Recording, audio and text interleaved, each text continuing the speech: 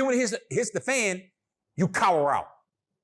You're like, okay, let me just cut this tie or cut this, she's the new one, or what have you. You just ran through her and pushed her to the side like trash. What type of manhood is that? That's weak as hell. So yes, I'm talking to you, man. Walk through the fire, do what you need to do, have the arguments, the discussion, the blow up, the stuff like that you already set in play and continue to delay. They have the power and the pressure to put on her, whether that be an initial wife, whether that be extended family, whether that's religious leaders or other people in the community or society or whomever he may feel ostracized from, then that's a weak man. You can't make the decision to go ahead and marry somebody else, but then you not follow through on the thing you're supposed to, which is being noble, being honorable, being a place of protection and properly providing. Not simply playing these women.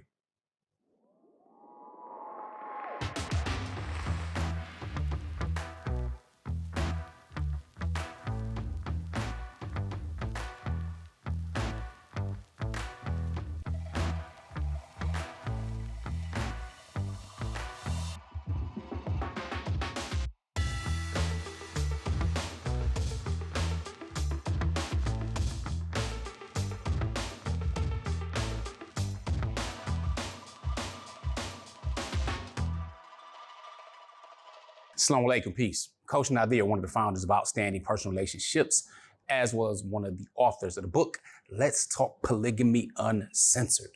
And I want to address something today that's very important.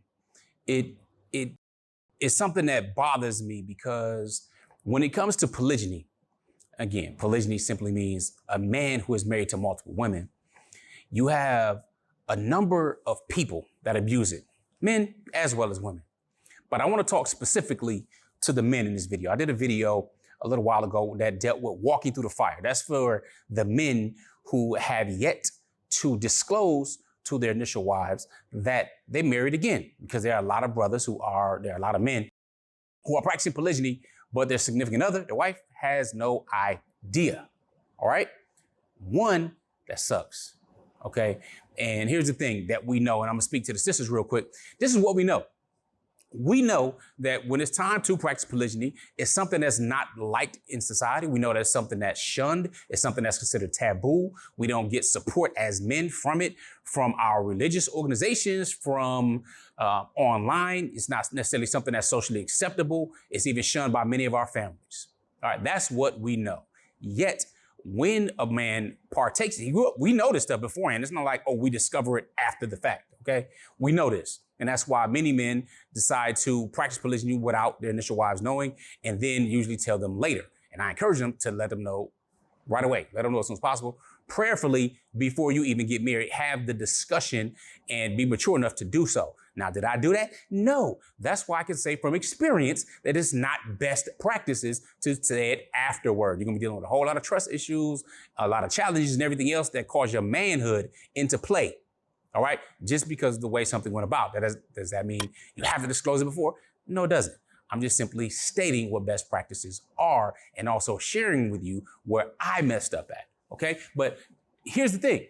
You don't have that excuse anymore. Now I'm online telling you loud and clear, writing about it in our book, talking about it in the courses to work to have that conversation prior to. However, if you've already been married before this information came out or it came to your attention, then do it as soon as possible, because you're simply digging a hole by delaying that conversation. Every day that goes past, as you delay the conversation to disclose to your initial wife that you married again, by simply practicing avoidance, trying to push it down the road, thinking that, it'll be okay or whatever you can be deluding yourself with, it's going to only get worse because the time matters. Okay? It does.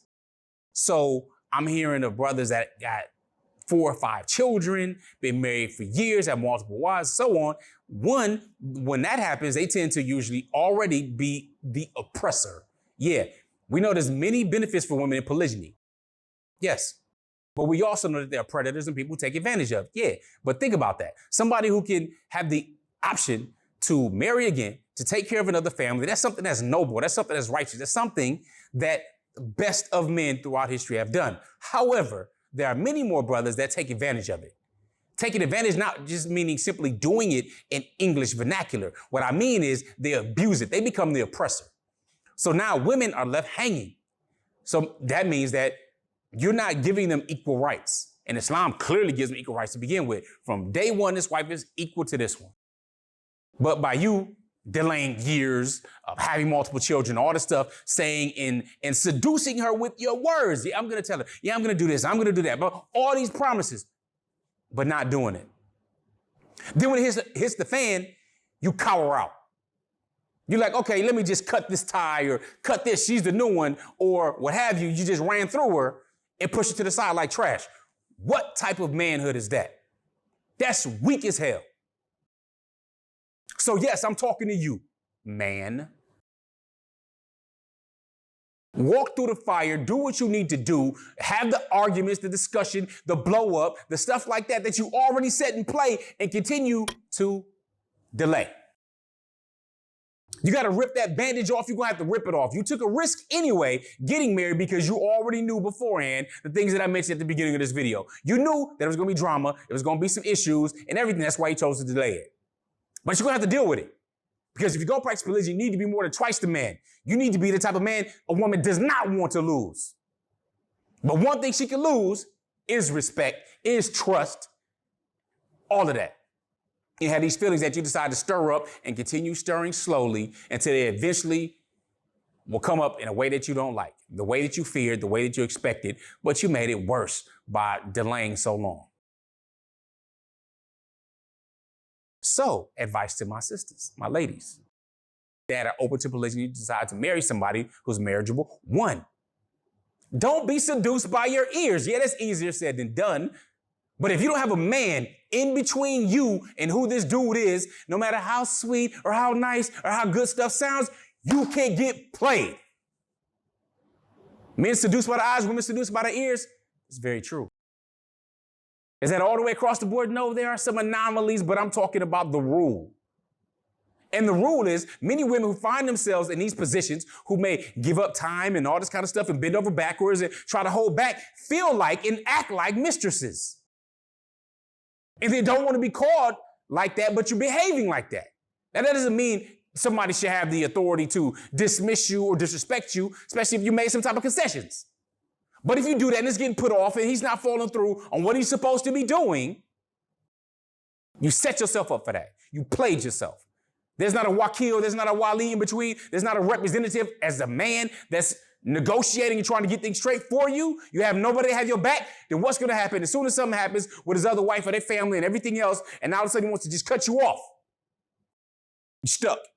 Oh, and don't have babies by him. But if you do, then what? You have to depend on this person's mercy. But if somebody else has the ability to manipulate the decision that he chose to get married, even though it might delay something, and they have the power and the pressure to put on her, whether that be an initial wife, whether that be extended family, whether that's religious leaders or other people in the community or society or whomever he may feel ostracized from, then that's a weak man. You can't make the decision to go ahead and marry somebody else, but then you're not follow through on the thing you're supposed to, which is being noble, being honorable, being a place of protection and properly providing. Not simply playing these women. That's predatory. That's despicable. That's disrespectful. That's the problem. But on the flip side, women that allow themselves to get in this type of position, what can we say? You're not a baby, you're an adult.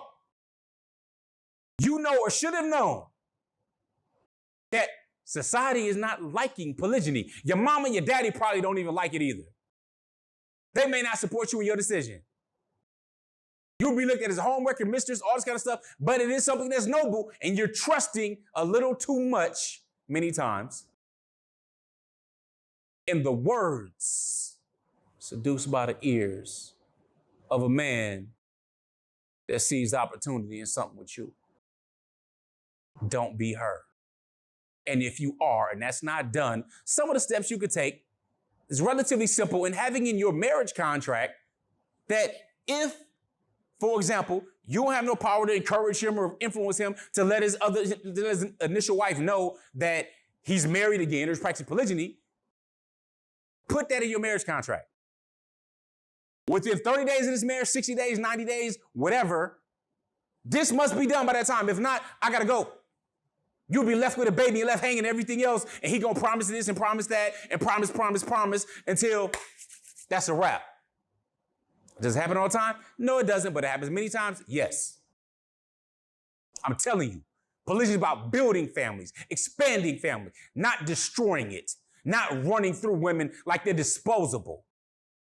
But also, women, take responsibility and accountability for your part in the game. Don't be the pawn, hoping and praying and wishing and this is going to be okay because he said after all this. And then when it comes down to it, his balls is cut off. All that sweet talk and all these promises amount to nothing. And maybe there aren't other contracts, there aren't other assets, a mahr is not paid. All of this type of stuff going on. Don't allow yourself to get in a stupid position like that. But when you don't have a representative, or it's a weak representative, or you want to circumvent the process, and you find yourself up against the wall, worried about what's going to happen next because you feel like you're crumbling and quaking, don't act like you ain't hear from Coach Nazir that's trying to help you get your shift together. With that being said, be outstanding. Stop being weak, being cowardly, and being disrespectful to this noble institution called marriage. But I'm out. Assalamu alaikum. Peace.